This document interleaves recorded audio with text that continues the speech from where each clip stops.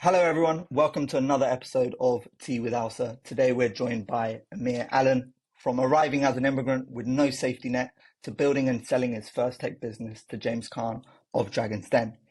Emir Allen has defied the odds at every stage. He went on to thrive at Citi during the credit crunch.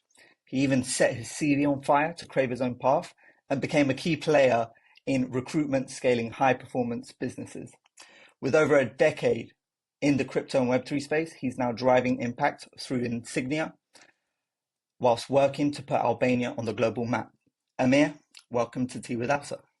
What a pleasure to be here. Thank you so much. And what an intro. I think the question everyone's going to be asking straight off the bat is, tell us about setting your CV on fire and what sort of, what led to setting a CV on fire?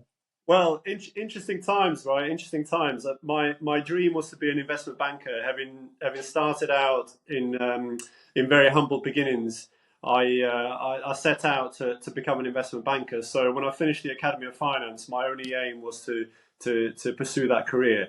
And as you mentioned, we were at the height of the credit crunch at the time. People didn't really care much for junior people joining in banking.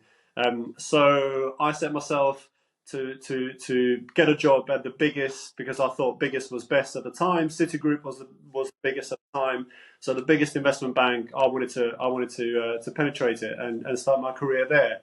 So managed to get a few rounds of interviews. On my final round, I get a question by the head of HR and the head of trading, because I was joining the fixed income, currencies and commodities desk at the time.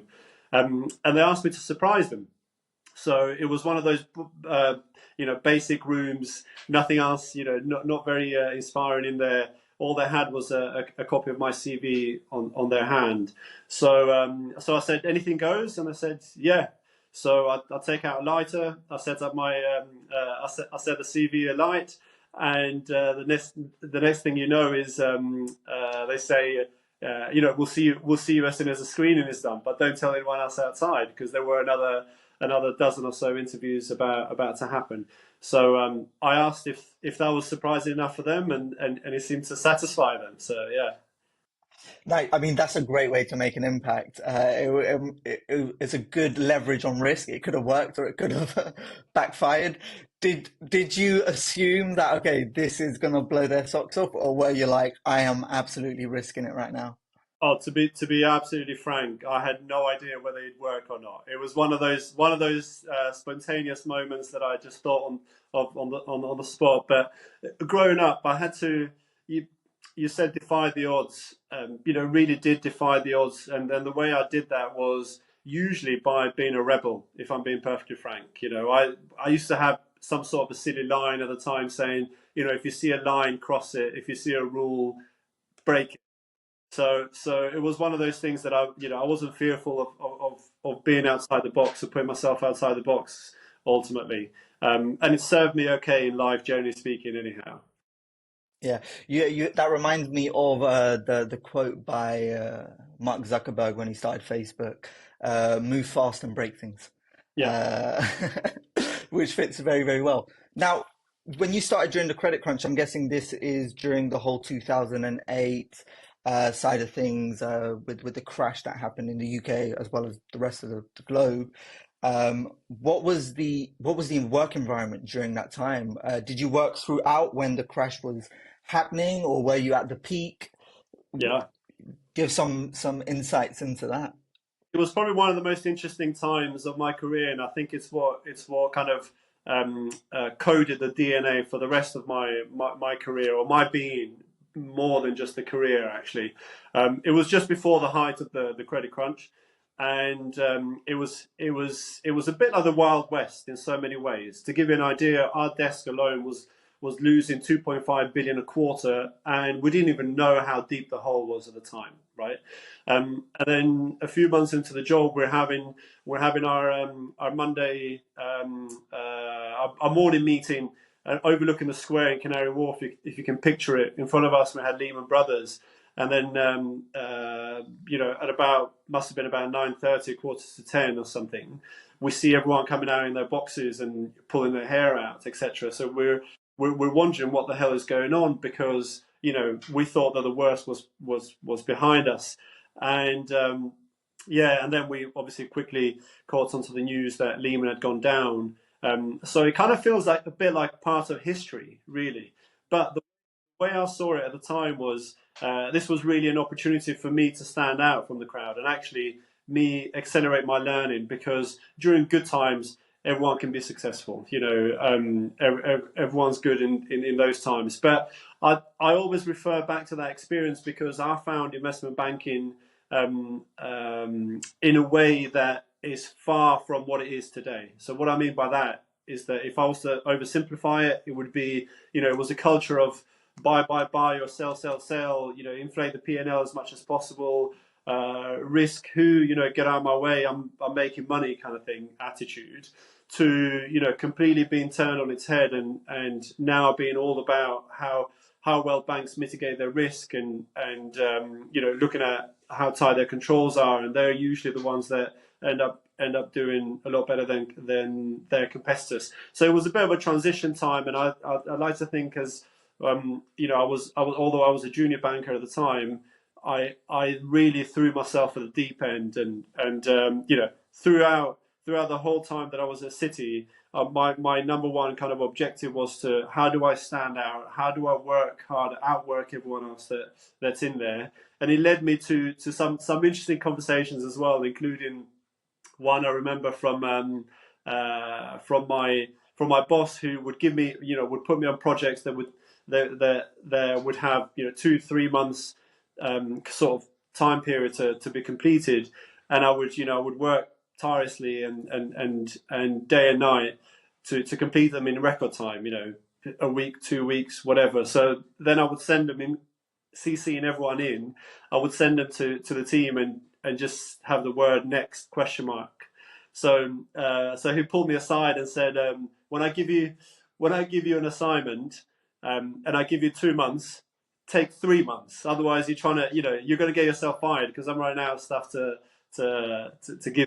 So yeah, so interesting times for sure. But that's where the shackles really came, if I'm being perfectly frank. And I realized the sky was the limit, because up until then, with my upbringing and the kind of stigma associated towards being Albanian and coming off the back of a really harsh dictatorship prior to that. So that's when I realized actually all that is a strength and makes me far better qualified person and professional than most people who have just kind of sailed through studies and university and all the rest of that. So yeah.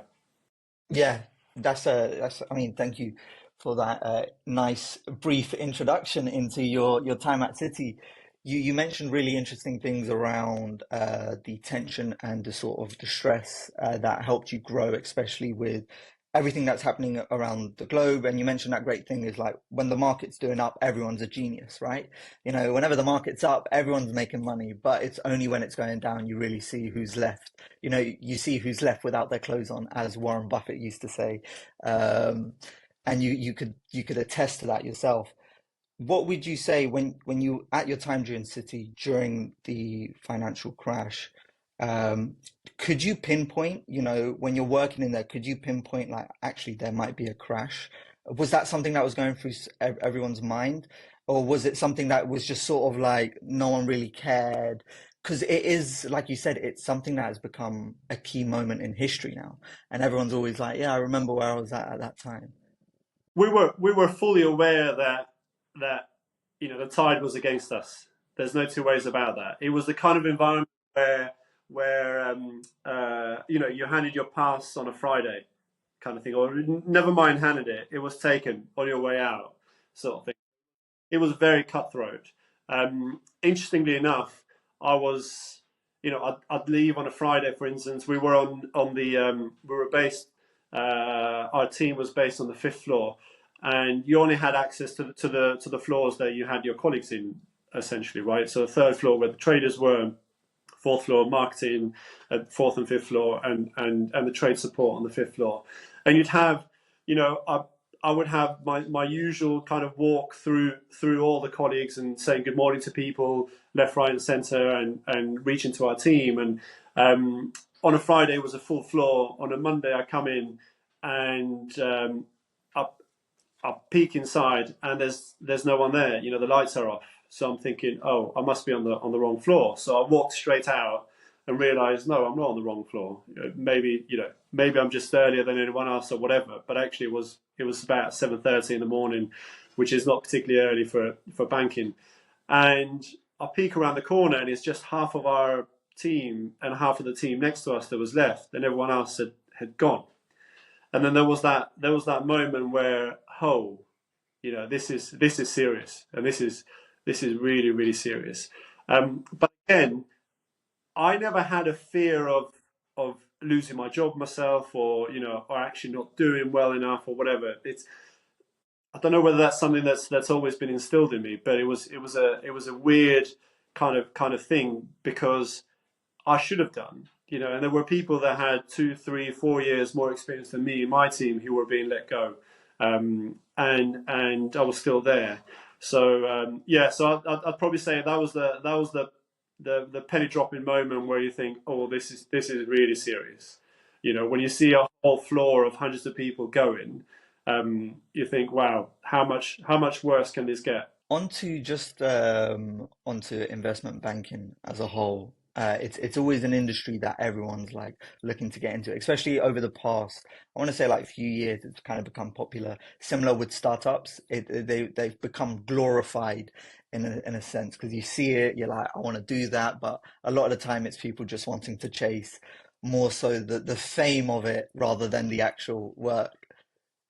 Um, when you're working in those investment banking environments, you're working at a very competitive, cutthroat, high pressure, uh, like a pot, basically. How do you deal with, or I should ask, did you ever deal with colleagues who tried to undermine you or anything like that? Because I could imagine those sort of environments being very much like, if I'm not doing well, then I need to like F someone else over. Yeah, so it's really interesting, right? So I think the way I describe it, whenever you're part of a big global bank like that, never mind the largest, but just generally speaking, in a cutthroat environment like that, you can't help but sometimes see yourself and colleagues just as another cog in the big stainless steel building, right? So my thinking was always, how do I stand out? And my thinking and my kind of attitude has never been about being the loudest, or confronting people, or asking for asking for recognition, if you like. I've always led with my work first. So it was always my work, but I would be creative about it. So, for instance, I would look at reconciling some of the books, and when I had done that, and I'd found all the wrongdoings and all the trickery that had gone on, etc., and I'd balanced the books, and I'd completed the project. When I'd send the spreadsheet to everyone, I would make it look like the rainbow colors. So I would build a spreadsheet that was just like, whoa. So you have that shock factor. So everyone would instantly look at that and think, what's the first thing that you're going to say? You're going to think about when you receive something that's not an ordinary thing. You're going to go straight to the name. Who sent this? Which idiot or which genius has sent this? And they would learn my name. So my ethos was always, no matter what level you're at, make sure that they remember your name and they learn your name. So all they had to do was select all and just get rid of the colours, right? And they realised this. But I was known as the coloured boy, if you like, right? So Emir is the coloured boy. Emir is the next boy. So I always thought of creative ways of actually making a name for myself and standing out. With regards to confrontation and elbow shuffling and stuff like that, there's plenty of that, right? So there's so much of it. So there's so much in. Let's take it back a second. The moment you step out of your front door as a man, you will get that. Deal with it, right?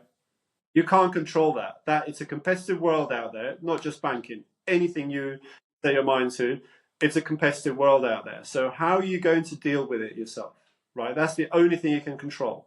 So if we see that as your war zone, if you like, right, the moment you step out, is how do you prepare yourself and how do you sharpen your sword? How do you build yourself in the strongest way possible in order to withhold that pressure and to win that war, metaphorically speaking. So I've always believed and I've always gone with the ethos of being always being the strongest man in the room.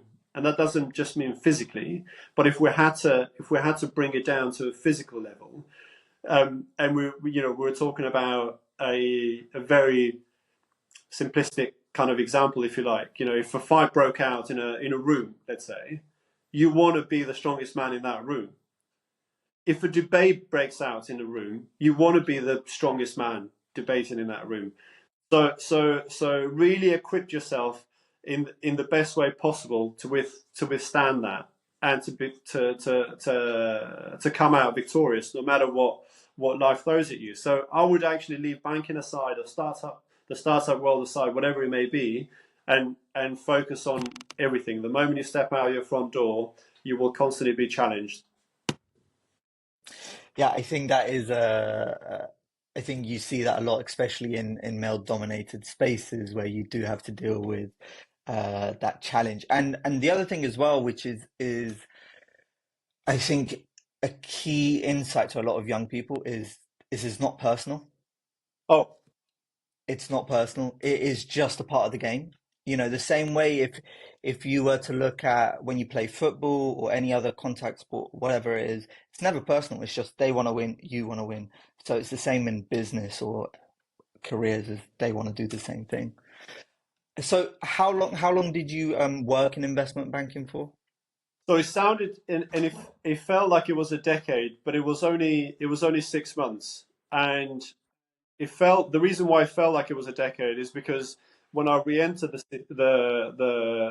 when I re-entered the city, I then banks or investment banks were my clients. So I always dealt with kind of the C-suite and the senior management team constantly across the board, because I realised it wasn't a career that it was cracked up to be. So then I left, and then when you don't know what you're doing, you go and do another degree. So I I went from accounting. I realised that actually the only thing that was more boring than that was law.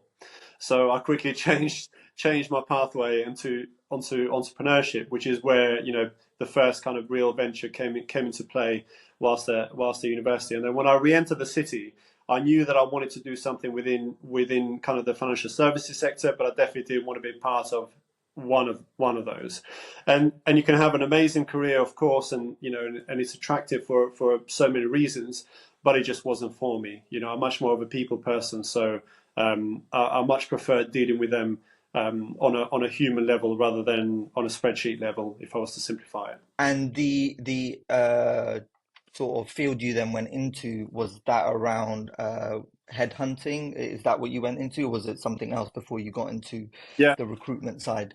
No, I set up my first tech business whilst at university and had a successful exit. So out of everyone at the university, I was the only one, apart from one other person who still lived at home, but I was the only independent young person who came out of university with more money than they went in, and no debts, whilst whilst paying rent and whilst supporting myself throughout all those years. So yeah. So then when I re-entered the city, I accidentally fell into the recruitment world, um, and that was probably the toughest part of sales that you can get involved in. So before that, it was I had a short stint at field work, so field sales, which I think every young person should absolutely categorically, if that's possible, should definitely go and do 6 months to a year in.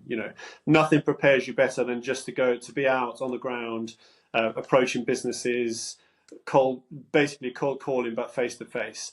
Um, you know, negotiating, handing objections, all the rest of that is just fantastic. But then I went into recruitment, which is ultimately, in my opinion, the toughest form of sales. And the reason why is because you're selling a personality, right? You're selling something that changes their mind, talks back, and ultimately has mood swings, right?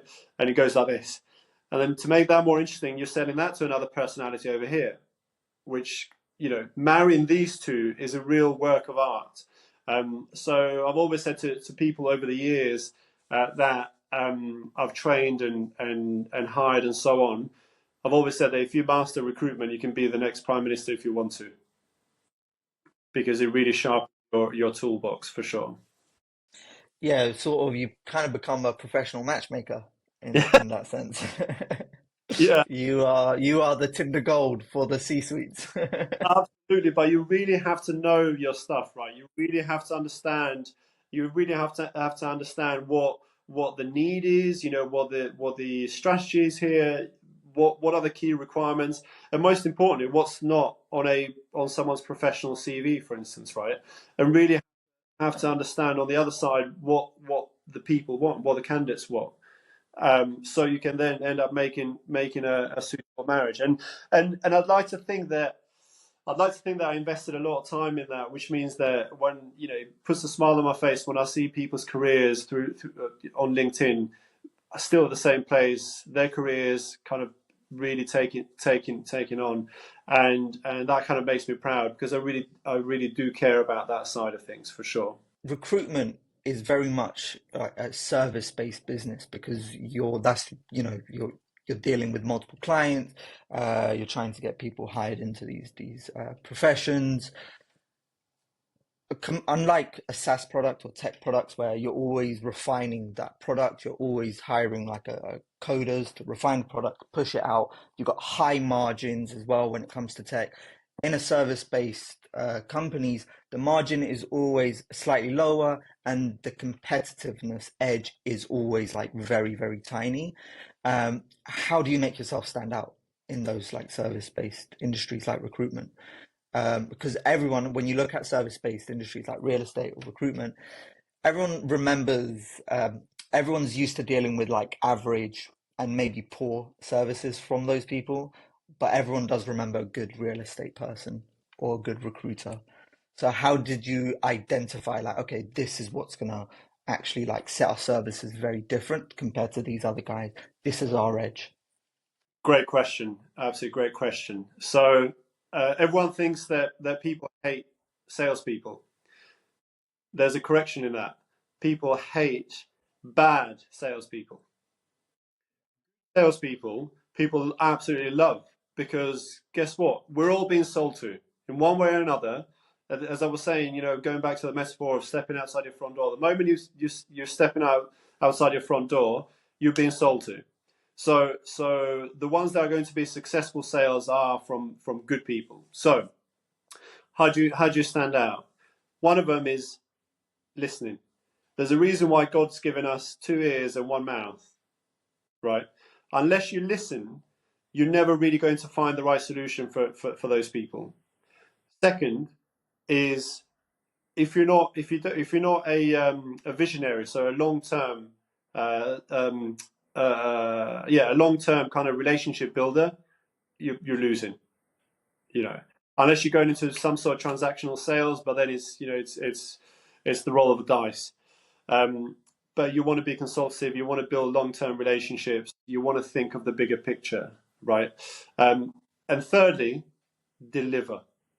All this is all good. Unless you deliver, then it goes to waste. So it's very simple. Keep your word.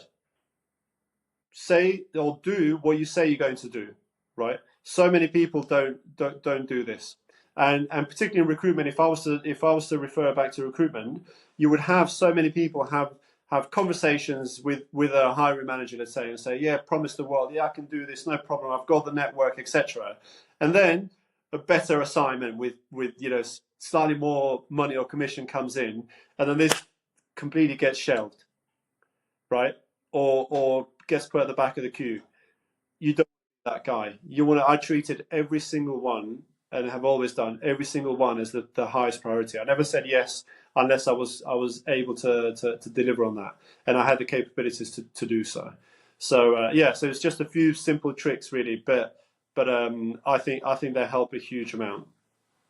Yeah, I like your first advice because I think that's I don't know if my mum told you that advice. I don't know if she sent you that. You know, that's very Albanian coded mum advice. You know, you got two ears, one mouth. Listen up. And then the final thing which you mentioned around delivering, I think that's always an interesting one because especially in sales, what you tend to see, and I'm sure you've seen it as well on your end, is people sometimes do overpromise to try close a deal in and whether they overpromise because of the incentives of the company they're in, you know, because sometimes it's like we need to hit that quota, and then they fall under pressure and then they oversell it, and then it's like shit, I've just basically shot myself in the foot because now I've got to deal with this big project and I can't deliver it. How have you dealt with those sort of propositions when a client comes to you? Do you say yes and try to figure it out, or are you very much honest and you find out, look, let me just be honest, we can't deliver this at the moment. This is what we can do, and then move forward. What have you approached those situations? Yeah, cheesy alert here. I live my life on two pillars, right? One of them is love. The other one is truth. So people come to me when they actually want to hear the truth, not what they want to hear. Um, and I'm really comfortable telling people exactly as I think and feel and see things. So I'm a classic example of someone that would feel far more comfortable under promising than you know even being on the borderline of that over promising. So I wanna make sure, and I'm the kind of person that never makes a promise unless I've got it in my back pocket that it's already done, right. So I would manage expectations accordingly for sure. So I would give my absolute professional opinion on any relationship, professional relationship, and I would manage those expectations. So if I could deliver something for 2 weeks, I would say it would take 3 or 4. If I knew that something was not doable, and I had a great relationship with that particular client, let's say, I would say that it's not doable. But I would say, I would look at ABC as in, offer advice on that. Or I would say it's not doable, but I will try my utmost best to deliver on it. Don't expect anything. And if you do, then it's going to be a bonus because it's not my forte. So there's so many things. You can't be an expert in absolutely everything, right? So there's so many things because someone likes your service in a certain way. They're going to think that they're going to trust you with other stuff. Of course, I would love that, and it's increased sales potential and all the rest of that. But actually, you diminish your brand if you blindly accept stuff like that. So it's about maintaining your brand. And I've always said that the moment you open your mouth and the moment you dress, you're building your brand, right? So be careful what you stand for, and be careful what kind of brand you're building. So you've got to protect that, and I worked very hard to make sure that I protected that, and it was as honest as it possibly could be. So yeah, that's what I'd say. Yeah, it reminds me of a quote my first line manager used to always say to me. He was a very much classical English geezer, wheeler dealer, but in a professional setting. And he'd always go to me and he'd say, "Mate, under promise, over deliver every single time, because you just look like the king." And Yeah, like then they always come to you for advice, and you've got it in the bag, whatever you need. And he was also the one that always also taught me sandbagging, which is where which is where you take the deals, but you tell your superior, you're like, oh, we don't have it in yet, we don't have it in yet, and then in the last day of the quarter, you push it through. yeah, yeah. Well, there's so many tricks in sales, right? So many tricks and so many strategies. But I think if you're looking for long term success, right, you wanna make sure that there's a few pillars there that are unshakable. And it sounds cheesy, but just being a good honest person, good honest person, and delivering value. If you don't deliver value, sooner or later you'll be found out. And if you get lucky once, you won't get lucky every single time. So it's about making sure that you're building your brand in the right way. How did you get to selling your company to James Caan? How did that even happen? Did someone get you in touch? Did you present at Dragons Den? What was that like? So I was the first wave of entrepreneurs or entrepreneurship that came out of my university at the time. So I was always at the forefront of kind of business dealings, if you like, whether it was for my course or for my own business at the time. I was always active, put it that way. And they had a representative through one of their schemes in the university. So it was just a case of them liking what I was doing and putting me in touch with them. So nothing crazy really. And it was a time where social media didn't really exist. We hadn't TikTok was certainly not around, and all these other jazzy social media platforms. I think Facebook was just kind of starting out properly at that time. So yes, it was. I was always presenting. For instance, I would ask my lecturers, because my target audience were university students. So I would go in front of a seminar hall, and I'd present in front of 200-300 people. 10 minutes at the end of each lecture, I would have, I would video them and put them on YouTube.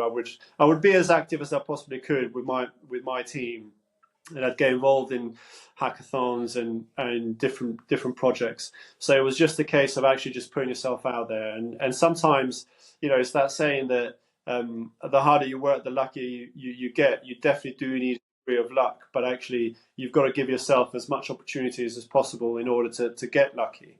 And it was one of those things. So yeah. Yeah, I completely agree with that sentiment of you got to do things to get lucky. You have to, especially when you are, you're whether you're in uni, young, in your 20s, even up to 30, the more you can keep yourself doing something like outside of work or something like that, in your field of interest, you're just Yeah. going to get lucky because all of a sudden, that day where you're just going to, the idea you've been pondering on, maybe a business idea or something, all of a sudden you meet the right person. All of a sudden you spark the right conversation. All of a sudden that's enough for you to push and action, some meetings. All of a sudden, then you're like, oh, we now need to sell a product because we've sold in this idea to a client, and now you're building that. And it's that momentum is such a key thing. I'll give you a freaky example of how that works somehow, because the universe works in mysterious ways. I recently I finished writing my first book, and I've chosen not to publish it yet. But the night I finished writing it, and it was signed off, I go out to meet a few friends, and on that very night I met two best-selling authors and two publishers, just randomly. Never came across an author previously. Never came across a publisher previously, etc. That night, the universe somehow got me in touch with those four people, and it was just the most mind blowing experience ever, in my opinion. But had I met them before I'd written my book, for instance, there would just be another, Tom, Dick, or Harry that I'd met whilst being out. Whereas, the night that I finished writing my book, they just happen to be there, and we've got relationships now. So Yeah. Have you heard of the red mini theory? I think that's what it's called. yeah. Yeah. Yeah, it's like a classic case of that, and I always remind myself of that because I think it's also a good reminder of like your mindset. I know it sounds cliche and cheesy, and like we hear it so many times, but it is so true. It's like when you do have that forward thinking, or you're approaching it like, oh, I'm obsessed with this thing that I need. It's almost like you will make it happen because Yeah. anything that you see is it becomes that opportunity. Having that positive outlook will just adjust your mindset so differently. And it's cheesy whenever we think about it because it's all you hear these days on social media, and people get sick and tired of it. But it is very, very true. Positivity attracts positivity. So Yeah. so no wonder success wants to hang around with success. If you're draining me, I've got no time for you. I'll love you, but I'll leave you there, and I wish you all the best. But if you're energizing me, and if you're the kind of person that is positive, then people want to be around you. Yeah, yeah, completely. Just on that topic, how have you dealt how have you identified negative people? Because sometimes it is quite hard to identify straight away. Because, they might sneak in, you let the door in, you're like, oh, come in, sit down. And then next thing you know, it's like, so how do you identify them quicker? Yeah. Um, the test that I would encourage people to do, and that I do now, is that there's only two types of people in this world, and the blind spot is really closer to you than you think, because it's the people closest to you, right? Um, they're the ones that you don't even realize, and they don't even realize that are draining you. So there's two types of people. They only fall either on one side or the other. So if you imagine your body to be a petrol tank, for instance, right? There's a type of person that will fill it up. It could be 0.1% of the times, and there's a type of person that will drain it, and it could be 0.1% of the times, right? At the time. So identifying who are the ones that are draining it is really, really key. So evaluating each interaction is usually a really simple way of doing it. If you walk away from a conversation or an interaction feeling energized, then that's the right one for you. If you walk away feeling drained, then that's a really good clue that relationship either needs to be fixed somehow, or it needs to not exist. And the toughest thing people find at times is letting go of certain people or certain relationships. But it's the only thing that can free you up. So, for instance, I'll give you an example.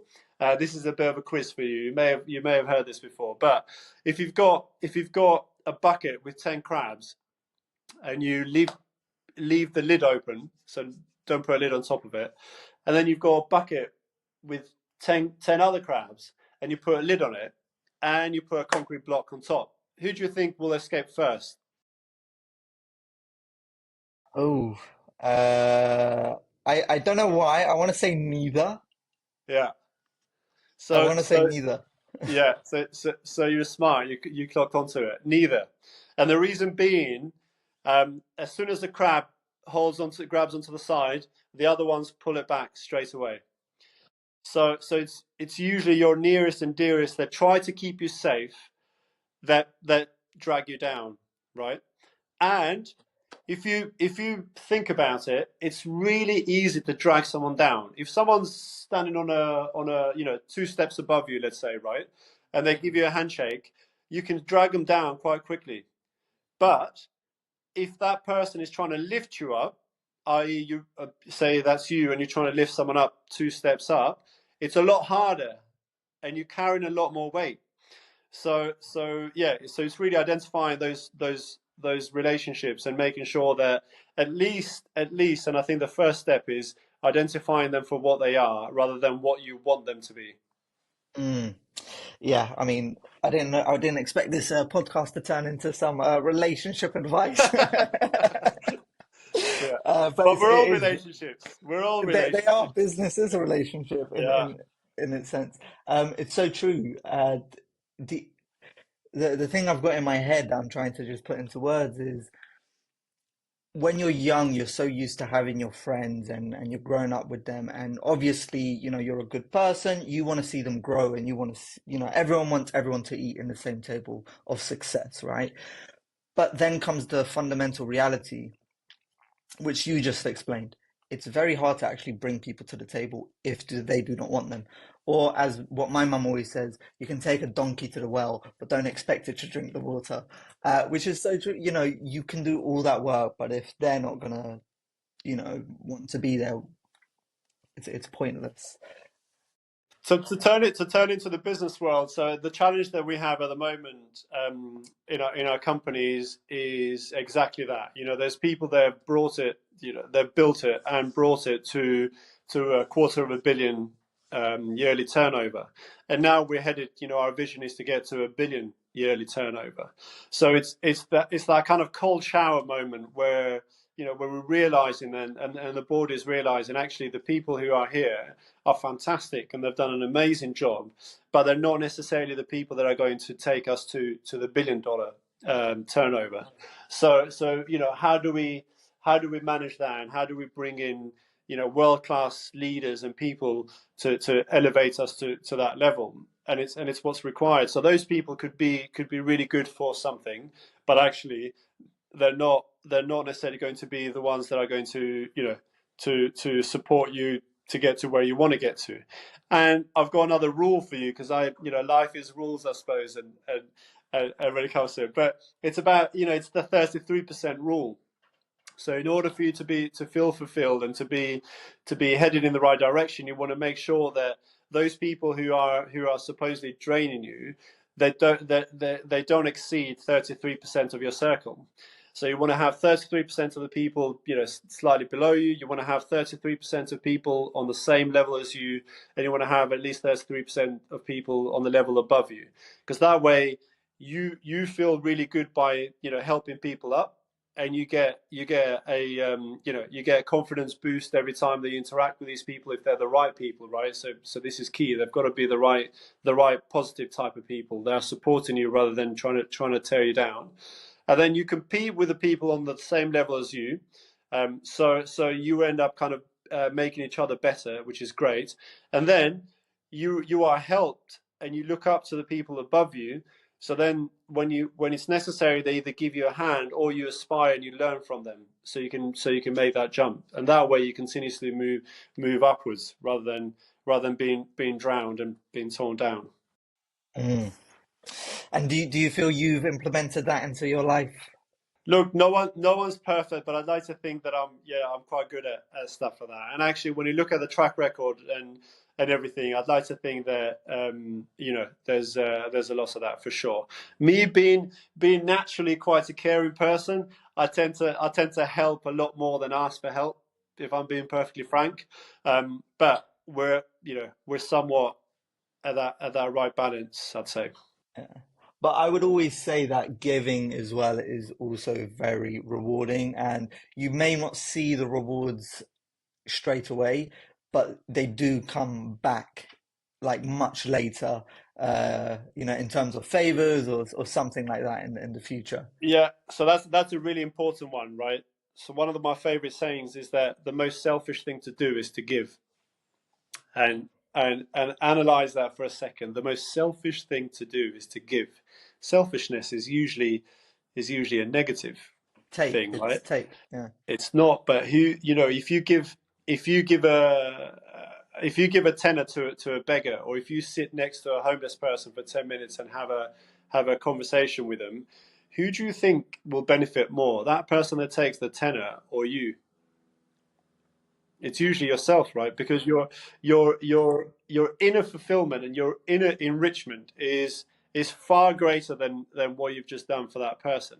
You've obviously enriched them somehow, with a 10 or with a half an hour conversation, whatever.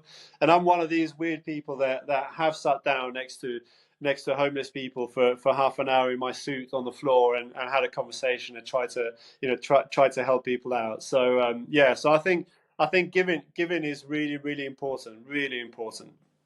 Yeah, definitely. Yeah. Moving on to a very different topic, probably away from giving. Yeah. Let's talk about crypto, Web3, how you got into that space, because this is your current endeavor, if I'm not mistaken, Yeah. working with Insignia, and you currently have a event, a Balkans crypto, Yeah. coming up in May in Tirana, which Yeah. will probably be the biggest crypto event in the Balkans. Yeah. Hopefully, when this is released, it'll be there, Yeah. or it might be released later. So Yeah. how did you get into crypto? How did that whole Sure. journey Yeah. begin? Absolutely. The beginnings were always, I always look for new things, and I always look for especially technology. In a way, I kind of dislike what technology has done to humanity as a whole, because I think it's put a massive wedge between us. But actually, if you're careful about it, you can really use technology to enhance lives, and there's plenty of examples of that, right? So I've always stayed at the cutting edge of that, those changes, if you like, and I've always been interested in that. Secondly, I'm a rebel at heart, as I mentioned at the beginning. So I look at where the financial services is going, or where the financial world is going, or money, if you like, right? And I look for ways to make sure that I'm not controlled when tomorrow comes. So crypto was a natural kind of stepping stone into it. So it was quite early on that I got involved in the crypto world, primarily as a student and then as an investor. But then recently we've created an incubation and a company in the UAE where we help organizations go from Web 2 into the Web 3 space, and that's obviously very, very closely linked to blockchain and crypto. So as a result of that, I set out together with my team to really put Albania on the map as far as the innovation, and kind of innovation and the crypto sphere is concerned. We wanted to plant the flag as far as that space is concerned, right? So we set out to create the biggest event in the Balkans, which will bring together over 7,500 people. Balkans Crypto 2025 is called, and you can find us on all the socials, and including our website and so on. And that's going to bring together almost 200 different companies. Some of them are startup projects. A lot of them are your largest exchanges with over 300 billion dollars in capital or balance sheets. So as a result of it, we're bringing people from the artificial intelligence world, we're bringing people from the Web3 world, we're bringing people from the crypto world. We're really going to mishmash that whole kind of space in order to create even better solutions that are already created. And most of all, we thought Albania, purely because of our heritage, but also because we want to give the world a true Balkan and Albanian welcome and experience, right? Rather than, most of my team was in Denver recently, at the conference over there, and it's, it was great, but it's just your typical conference.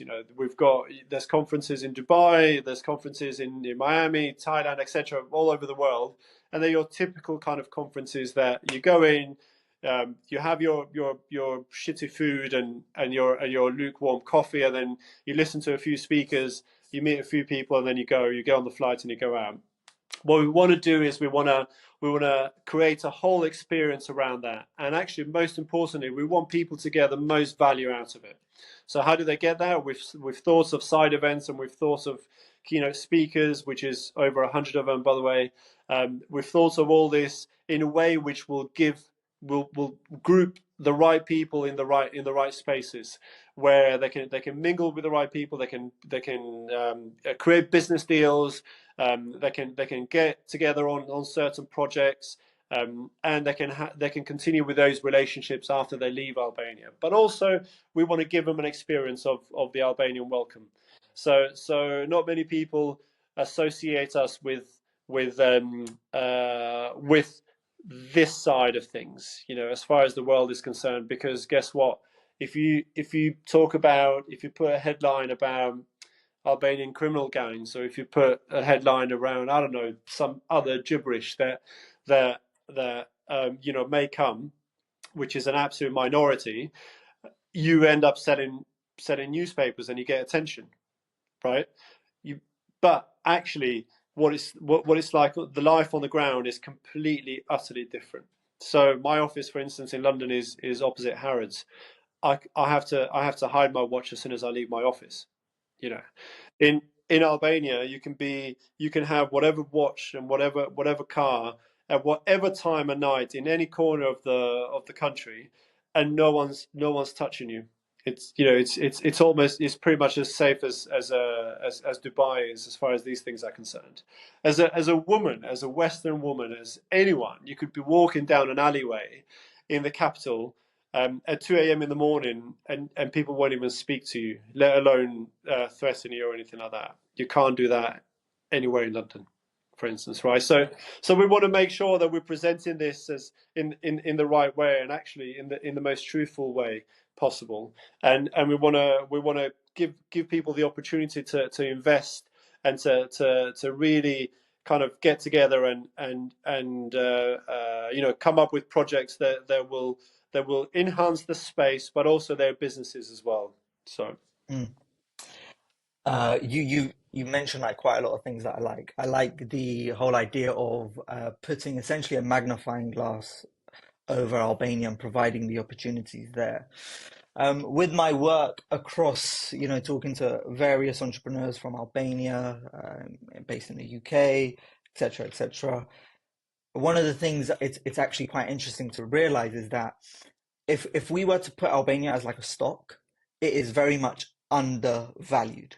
massively, It is very much the stock that it's like you buy this now and it's gonna like skyrocket later. To give you, I work in the advertising industry, but to give you some insights and for the audiences listening of what the upscale opportunity is. Albania's advertising industry in terms of revenue that it gets is very, very low. It's around like 30 million or something. Serbia, Bulgaria get around up to 100 or something million in terms of advertising budgets that go into those regions. The footfall traffic that is driven by Albania is 5 times bigger yeah, than Bulgaria and Serbia. And the only reason is just because, and this is an opportunity for Albanians, anyone listening, is that in regions like Albania, what businesses need is certainty. yeah, So they just want more certainty because they're slightly underdeveloped, not because people can't do it, but because the industries aren't matched to the perceived level. So that certainty is needed. But once that certainty is met, you're talking about massive scaling opportunity. And I always tell people, and I've always thought about it myself. I was like, there's probably more opportunity to build a business in Albania than. massively. Massively, and we were from the crypto perspective or the Web3 space perspective. We've been quite vocal about it. We want to turn Albania into the Dubai of Europe, certainly the Balkans. And one unknown fact or little known fact, if you like, is that the Balkan region has got the highest adaptation of adoption of crypto in Europe, right? So it's something that's really taken on, and we want to make sure that Albania becomes the center flag of that, the center of the sphere as far as that's concerned in that region, and it has the opportunity to do that for sure. Yeah. That's beautiful, man. And then the final question is something I always like to ask people, and I think it's a good. For me, it's become a very good like psychoanalysis test. But I always ask people what are their favorite books that they would recommend or that they have read themselves, that they would recommend to people. Ooh, um, yeah, good one, a really good one. So there's a few for different reasons, right? And in my older age, I've realised that actually it's not just about going after it and getting it and being the biggest, the baddest, etc., the most successful. We're we're beings of three dimensions. I'd like to say one of them is spiritual. The other one is physical and mental. Right? We focus so much on the physical and the mental that we forget about the most important, in my opinion. So off the back of that, I would recommend a book called The Untethered Soul. That's a great book. It's about finding your ikigai ultimately. There's another book called Humankind by Rutger Bergman, one of my favorite authors, Dutch author. That's another really good positive one because it basically argues the point that I truly believe to my core, which is all humans are good until innately they're good, until they're really, really pushed and kind of put with their backs up against the wall. Your normal ones, your Rich Dad Poor Dad is a classic, right? The Alchemist, absolute must read. Never Eat Alone is another book. Cain and Abel is a decent book. Some very, very good, very good life lessons there in a very skillful, written in a very skillful way. So yeah, don't want to dilute it too much, but I think they're fantastic books. Yeah.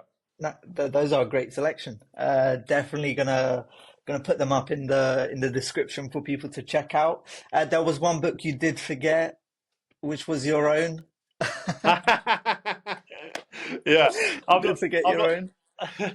I'm not good marketing there. You can tell. You can tell that you're in that field. But I've not decided to publish it yet. But it's yeah. It's my objective was to have a book on the bookshelf that my kids tomorrow could end up reading if they wanted to. And I've achieved that. I've not done it for money or anything. But who knows? I'm still in conversation with the publishers to potentially publish it. So yeah, I appreciate it. No, no. How before we jump off, how does the idea of coming to write a book come around, and is it a thing of like this is just going to be a journey, or is it a specific topic, or is it what is the have you even got a title yet? I can imagine that for me would be the hardest bit, coming up with a good title. Oh yes, yeah. I've got that, and I've got a second one almost done already. So yeah, so the title of the book is Just Us Two, and ultimately it's it started out as a life story, based on the life journey, if you like, or but then it became a bit more colourful and so on. So it was something that was quite dear to me. The idea of writing a book, I believe there's a few things that a man should always do in their lifetime, right? In my opinion, there's three things that they should do. One of them is well, actually four I'd say, if we were to make a commercial. One of them is write a book. The other one is plant a tree. The other one is have a son and build a business. I like all those. All these four things do one thing, have one thing in common. They outlive the man. Mm. So it's about building something that's going to be here for forever. So Yeah, no, I like that. I think every man, I don't know, when you mentioned plant a tree, I was like, I've always thought about wanting to do that. yeah, It's like just innate in our head, like, I want to plant this tree. I know I'm not going to live to see it, but I just know someone's that's going to be it. like, who planted this tree? It's going to be like me. Standard. Yeah, yeah. There we go. Standard. Yeah, yeah. Amazing. Amir, thank you so much. This was a colorful conversation of all sorts. I do appreciate you taking the time. I feel like we're definitely going to need to get in a part two at some time. There's much more to discuss. Maybe we can do it once the book is released. Do some promo around it. Yeah. But yeah, no, thank you so much. No, my absolute pleasure, and I must congratulate you and the whole movement really, and what you guys are doing is truly inspiring, and for me, I can never dedicate enough time to young Albanians in England and beyond really. So yeah, I'm truly inspired, and I absolutely love seeing the successes that you building personally, but also so many other peers are building in many different fields. And one of the things, I've been involved in and lucky enough to be part of some amazing groups of professional networks in the UK and beyond. And one of the overwhelming things that I see day in day out is the talent and the brain and the incredible people that we have inside Albania, but also outside Albania. So yeah, it's truly inspiring. It's very humbling to be part of the podcast. So thank you so much, truly, from the bottom of my heart.